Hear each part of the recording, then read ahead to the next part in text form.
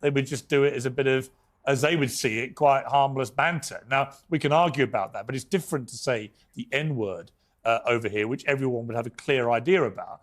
I don't think that this F word is seen in quite the same context, hence why she used it here, but not in a way that could be remotely construed as homophobic, which then begs the question, why has she been prosecuted for a hate crime prompting hate at gay people? Can I just say, I think that it's almost worse that he was straight, because what she's doing, she's really angry in the moment. I totally get it. And she's thinking, how can I insult this man that has done this terrible thing to me? And by the way, I hope he gets convicted too.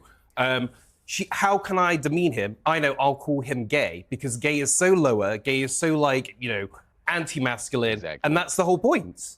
That was the word there's 1,000 other words she could have used to describe it. But she says she's not homophobic and wasn't saying it as a gay slur.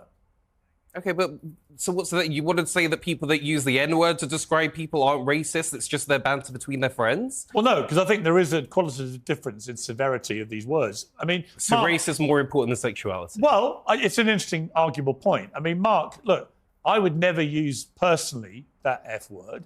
I would certainly never use the N-word privately or in public. There probably is a qualitative difference between the two, I would say. Most people might think that. Certainly in England, I can imagine a lot of people using it, playgrounds and stuff, and not intending it to be a homophobic slur, not even knowing it is.